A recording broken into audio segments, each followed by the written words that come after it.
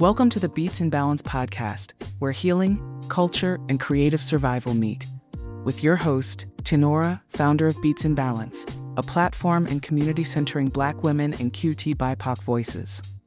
Each episode features conversations with artists, healers, and everyday people who use creativity to survive and find liberation through community. All right. What's up, y'all? Welcome to the Beats and Balance podcast. Today's guest is someone whose journey embodies everything this podcast is about: transformation, purpose, and creative survival. DeUnna Hendrix is a former Division I head coach turned consultant, life coach, and vibe curator. She leads with heart and strategy by guiding Black millennial women through life transitions and curating spaces that center holistic wellness. Through her platform, Hendrix to Why Coaching, she walks two powerful paths: one focused on transformational sports leadership through an intergenerational lens, and the other, Soothed by Hendrix to Why, a wellness ecosystem where music becomes a tool for growth, healing, and self-discovery. She's bringing deep wisdom from her years in high-level athletics, combined with a grounded spiritual approach to leadership and care. DeUnna, I'm so glad to have you here, and let's get into it. Tell us a little bit about yourself. What do you want people to know? Yeah, you did a pretty good job introducing that, so I appreciate that. I appreciate the time and the space. Yeah, no, it's good.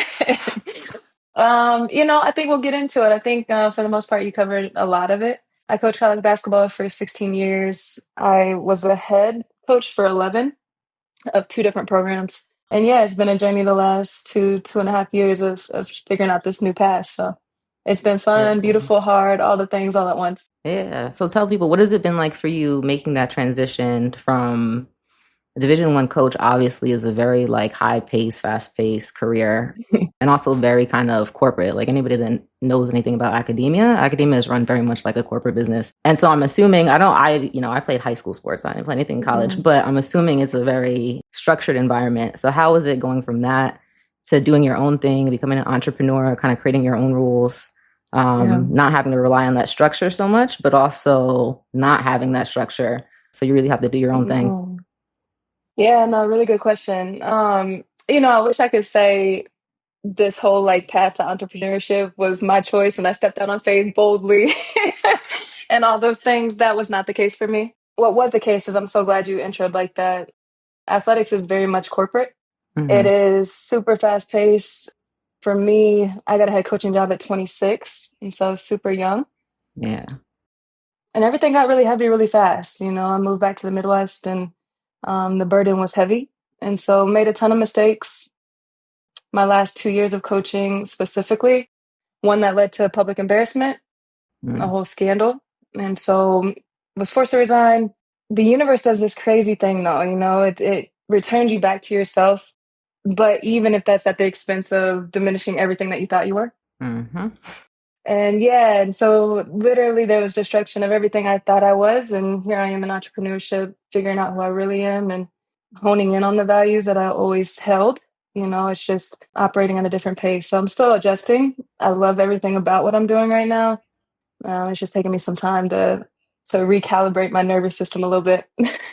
No, I feel that for sure. I think that's something that happens though a lot, especially when you're kind of following a path that, like you said, the universe kind of throws you on.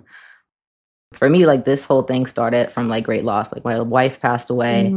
I was at a job that was exploiting the fact that my wife was sick, and then exploited the fact that she passed away. And at that point, when I didn't need the health insurance anymore, I was like, oh no, you're not going to disrespect me. So I just, quit and here we are. You know what I mean? Started this. So I understand different circumstance, but still having to transform and alchemize something from pain. I can imagine going through something so public can definitely take a toll on your mental health and just put you in a spiral. So how did you bounce back? How were you able to come up with this idea? Did you rely on the tools that helped you to heal from the situation you were in, or were you doing stuff like this before? I thought I was, even in my coaching methods, I was, implementing mindfulness and meditation practices into practice, which was super nuanced. If you know anything about athletics, that's not normal.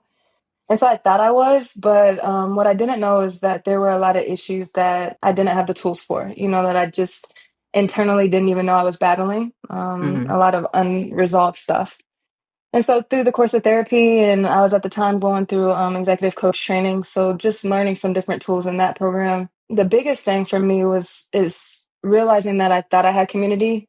You know, you get thrown on a team and that's your quote unquote family, and you're just always Mm-hmm. entering spaces in athletics with a new family. But I didn't have it. You know, I didn't have connection. I didn't have community, and so how Soothe really started was getting my quote unquote friends and their friends in a room, and I was doing like paint and sips and all the things just to get my mental right. And Mm-hmm. I'm like, can we do the same virtually? At the time, my friends were asking for playlists, and music was sort of the thing that helped me with emotion because I didn't really even have a language for it. Like, I just knew happy, sad, mad. Like, that was the extent of my emotions. So, music was sort of what got me to a place of like being able to articulate, Mm-hmm. to feel a little bit, and do that with, amongst others. And so it's Very cool. evolved probably 3 or 4 different ways by now, but that's sort of how it all started.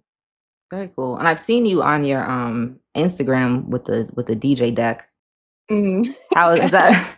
I'm also a DJ, so that was like when we don't, for people that are listening to this, we don't know each other. It's the first time we met, but I saw your page through Beats and Balance, I think, and I was just intrigued by like seeing the mix of the DJing and the Mm. not therapy, but coaching, life coaching. That's something that I do just in my everyday life, and that's kind of how Beats and Balance was born. Because I was like, I don't want to do what other people want me to do anymore. I just want to do what I'm passionate about. And how can I Yeah. like bring all these different, I've had tons of different jobs in all kinds of different fields. So it's like, how can I marry all these things together and just do what I want to do? And it sounds like that's something similar to what you did. So tell me about your DJing. How did you get into that? Were you doing that when you were coaching? Did you get into that after coaching? How do you Yeah, have yeah, yeah. time to do all these things? Because being an athlete is like a full-time job. Yeah, no, all good questions. And no, we don't know each other, but we will after this. We're gonna be friends. Yeah, yeah, yeah, for sure, for sure. Because all of these things are true. Yeah, no, I always wanted to do it, you know, like long road trips, you're listening to podcasts and music all the time. And so I've always had a passion for music, but obviously never had the time. So basketball always went before it. But my coaching friends would always ask for songs and playlists and D what's out now. And I'm like, I'm just gonna get a board. Like, let me just get a controller and start playing around. Like, it was a way of being creative. Hmm. So even basketball, the X's and O's piece of it has always been art to me. You know, like it's very much art and poetry and motion and all those things. And so is music. And so I'm like, let me just start mixing some stuff, have some fun with it. I listen to everything. People say that, but I really do. Yeah.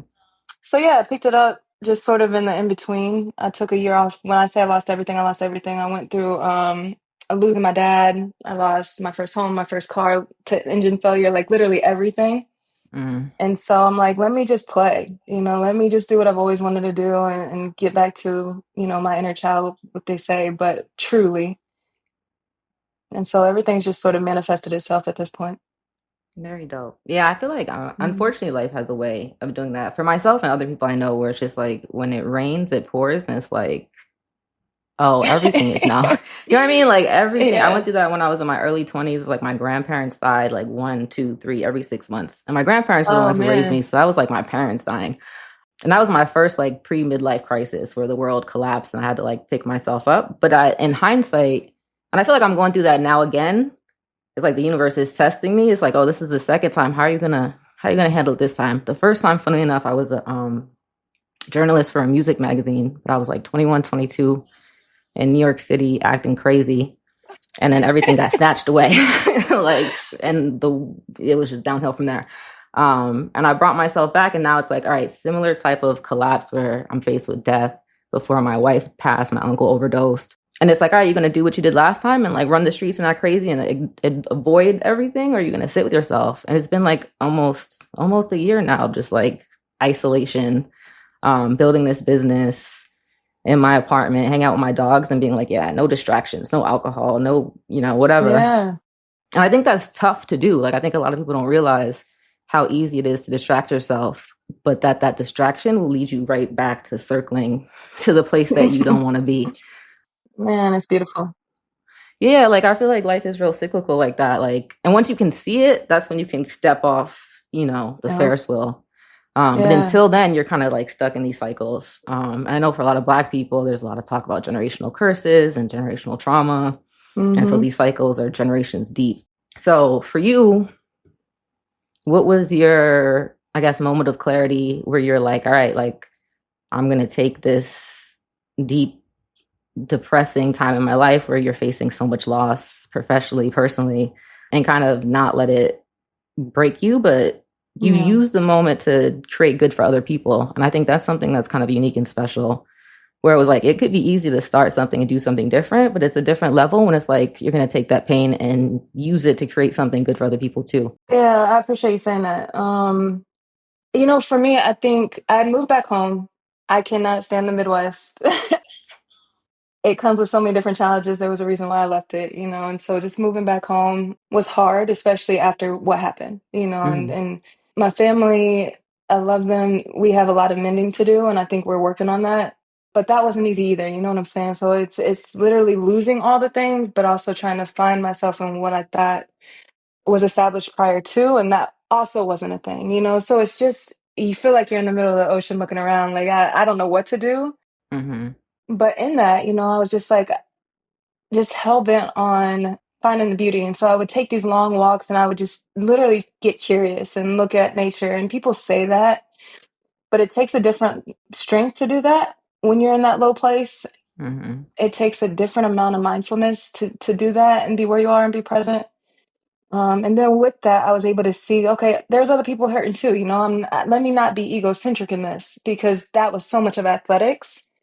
I'm like, I get to be whoever I want to be now. I get to do Mm-hmm. however I want to do this now. And so it was really important to me to say, one, let me articulate what I'm going through. And what I heard from my friend group was you've gotten softer. And as an Mm-hmm. athlete, that's almost you might as well cuss me out. It's an Like that's insult. that's almost an insult. You know what I'm saying? I'm offended. But for whatever reason, it hit me so different this time. I'm like, well, let me do that. Let me learn how to do that because I hadn't done that well. Mm. And I just think amongst the softness, I don't know. I think there's a genuineness to that. I got to be authentic, and the people that showed up, I enjoyed. So it's definitely a different feel. There we go. That hits deep. For me too, like a lot of time was just spent in nature, just with the trees and Hmm. reflecting and being still. And I think a lot of people don't realize, but like the way our society is set up, you have so much distraction all the time. And it's set up that way. Like they want you to stay distracted, stay busy, work and grind and stuff like that. But when you spend time in silence and you have to sit with yourself like that can be really painful and really scary because most of our life we're avoiding ourselves. Yeah. So, especially when you're going through some, it's one thing to be like, everything is chill and I'm at the park and I'm hanging around. And it's another thing to be like, damn, my life just fell apart. And I'm going to sit Yeah. with that and Yeah. figure out like, how did I mess up? Because it's not, Yeah. it's easy to become a victim in those kind of Yeah. situations. Yeah. But it takes a real type of person to be like, all right, like, let me get my life figured out. And then also like, let me use that to create a pathway to show people like, you can do this too, Yeah.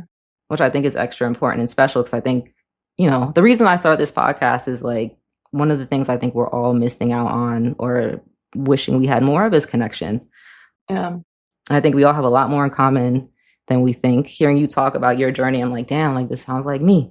I'm from upstate New York, so the Midwest is a similar kind of vibe. Like Okay. I Yeah. moved back home as an adult for the first time and was like, oh, like it's like down south up here. Right. Yeah, so I definitely feel that. But sometimes it's needed. Sometimes you got to go back home and face stuff and sit with yourself and be bored. So Hmm. definitely applaud that. That's super dope. All right, so what are some reoccurring themes or challenges that you see in the lives of the women that you coach? And what are some of the tools that you use to support them? Yeah, no, really good question. I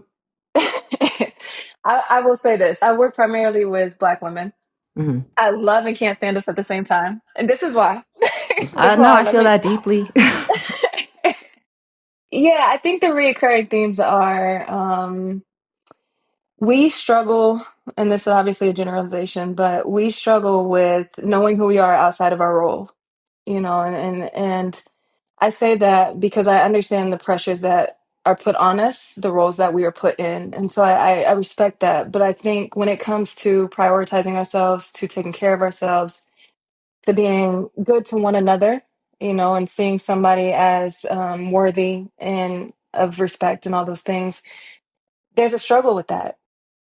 We don't want to be told to rest. I don't think our nervous system knows how to. And so we have to like Hmm. train that. And rest can mean a lot of different things, but just prioritizing ourselves is really, really hard to get Black women to understand. But Beyond that, I think ego is thrown around a lot, but when I use ego, it's more so the putting yourself in a spot where you're not praised, you're not relied upon, and can you be in those spaces in relation to others without constantly measuring yourself up against what you should be doing and how they are viewing you? You know what I'm saying? Like really Hmm. digging deep into who you are and who you want to be and having no shame or guilt with that.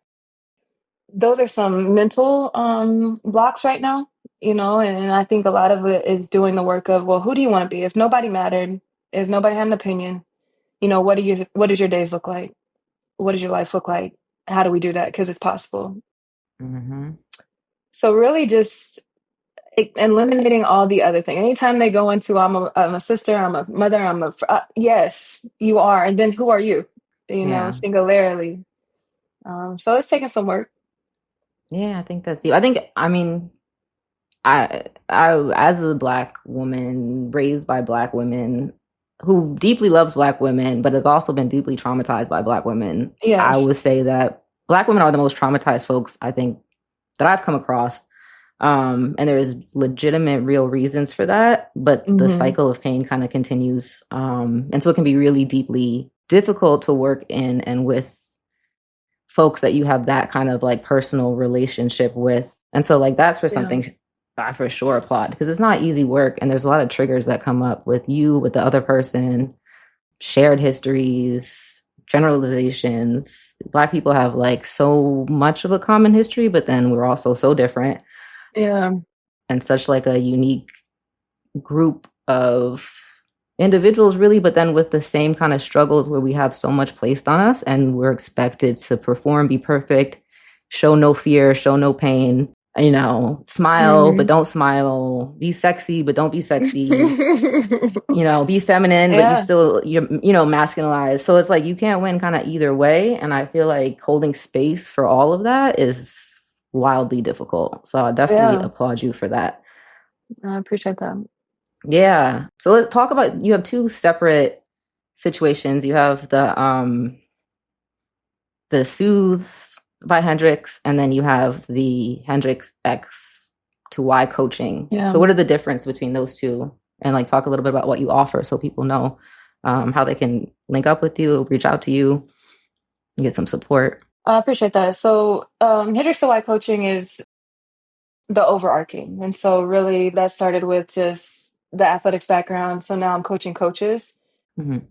If you're paying attention, a lot of mental health narrative is for the athlete, and we still have a long way to go there, but there's very little for coaches. There are a lot of Hmm. reasons for that, but the support for coaches isn't there. And so, what I do is help coaches, help administrators, hopefully eventually help full staffs in athletic departments on just program management, people management. But what I do is I'm looking at it from a generational lens. And so a Hmm. lot of the friction right now amongst staffs is there's all these issues with Gen Z, or this is the first time that we've had 4 or 5 generations in one workplace. The boomers are, a little outdated with technology and those type of things. So I'm looking at, okay, what is our communication preferences? What are the biases we hold?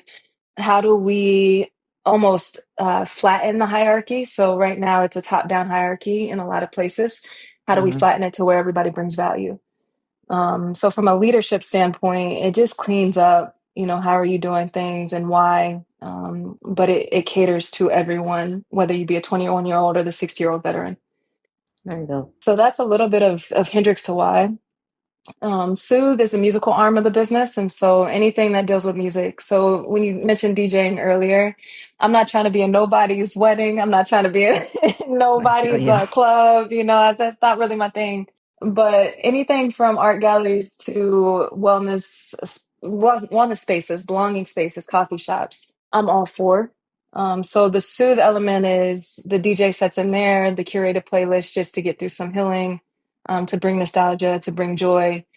And then obviously the bridge is a new offer. Well, I'm calling it a new offer. It's actually how it originated, but it's more of a coaching aspect with some programming Hmm. for Black millennial women. So going through transition, more life coaching through those tough transitions. So that's the very brief summary. Very cool. And that's like a group. Yeah, it's a group. I'm gonna cap it at 10. So it Okay. starts August 14th. And it runs for 6 months. So it's 2 times a month on Thursdays. Very And dope. basically one session is gonna act as a listening lounge. So I put together, for example, our first session is gonna be on belief systems, so our foundations. So the playlist for that is gonna be like 90s throwback.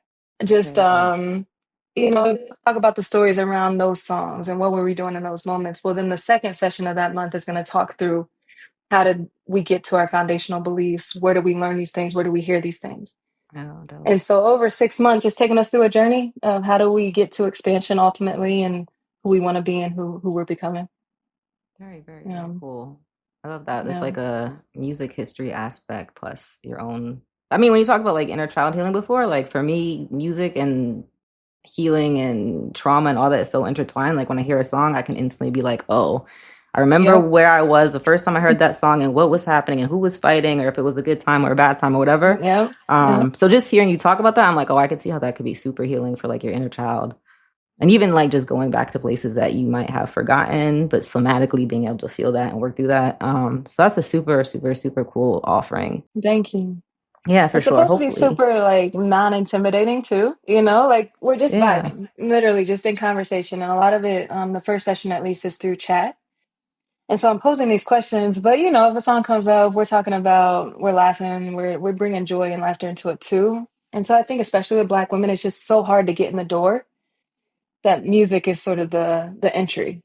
Yeah, for sure. I mean, you Yeah. talked about before, like a lot of people have issues, Black women, but not, not exclusive Black women, but Black women particularly because of the burdens and things that we have. It can be really hard to access those emotions. You spend a lot of your time Mm, bearing, or working, and you're not able to even process because you're just busy. right. And so having that intentional space, but also I feel like that is super non-threatening because like for me, for example, like I used to hate yoga because it's just like yoga forces you to be in your body, to sit in silence and and it's like as somebody who has trauma, you don't want to do that. That's the most uncomfortable thing in the world.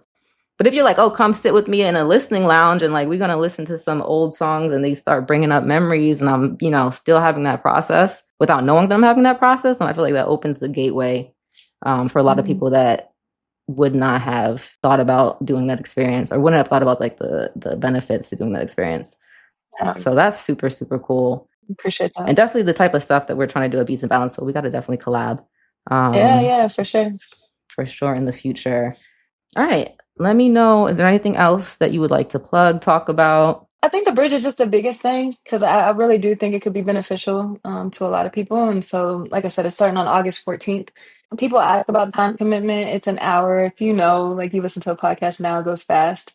So, yeah, the bridge is the biggest thing. Outside of that, I mean, I think my IG, I just started it. So, Yeah. I'm 40. I turned 40 last year. And so I'm like, this whole IG thing wasn't originally for me, but we're having fun with it now. So you could probably catch me there too. Tell the people your IG, Yeah, yeah, yeah. Soothed by Hendrix. So it's pretty easy. Soothed by Hendrix. And then the website is, HendrixandYcoaching.com. Yep. all right. So hendrixycoaching.com and Soothed by Hendrix on Instagram. And you're going to be starting mid-August for the group capped at 10.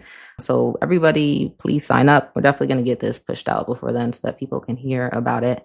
And hopefully it won't be booked by the time this drops. Appreciate that. But if it is, then, hopefully there'll be a part two that people can sign up for waiting lists. For sure. And I'll definitely look into that. Because that sounds like super dope. I want to join. Thank you. I appreciate So that. Yeah, thank come you. on. Yeah. Yeah. Yeah. I'm like, oh, wait a minute. Let me sign up Yeah. before it gets sold out. Yeah, very dope. I think that's awesome. Thank you so much for coming on here, for agreeing to do this. A lot of people like signed up for this podcast. I think you're the only person actually that I reached out to and was like, hey, do you want to be on it? Wow. Yeah, besides the people that like were with me when I started this group that we had our little like how did this start meeting. But yeah, I saw what you Amazing. were doing and I thought that was super dope. I didn't know anything about you. I didn't know anything about the D1 coaching or any of that stuff. So I was like, oh, Wow. like thank you for saying yes. Like you got a Wikipedia out here, like you a real person in these streets. I just saw your IG and was like, oh, this is dope. So definitely appreciate you coming out here. Definitely want to collab in the future. Any way that we can support, let us know. And, we wish you all the support, all the luck, and blessings for your endeavors moving forward. Thank you so much. And no, I appreciate it. And like I said, I'm honored. I know you say that, I was one of the few to reach out, if the only, but I don't know. I think these spaces are important. I think, especially as Black women, we don't have a lot of space to tell our stories. And so I can't express how grateful I am for this. And I know we didn't talk about too much, but I think we talk about enough just to set the table of, we do need spaces like this. How can we better support each other? And same goes for you. If there's ever anything that I can do, I would love to support. Appreciate you. Yeah, I think it's a start of a beautiful friendship. Yeah, for sure. And I think it's a good sign that, like, we just met randomly. And so it tells me that there's other people that want these services, that are dedicated to putting these services out there. With all the like terrible news and things, it's easy to be like, damn, humanity is like terrible. Yeah. So this just like helped me be like, oh no, like everybody is not a monster. Like there are people out here trying to do good in the world. Because you can forget there's so many bots and things, and you're on Instagram fighting with who knows who and whatever's going on, and people getting kidnapped out of their beds, and it's wild right now. But it's wild. Yeah, but it's nice to know that there's still like people out here that are just trying to do good and live their lives and make things positive. So definitely appreciate you for that. Thank you. That's it for this episode of the Beats and Balance podcast. We will see y'all next week.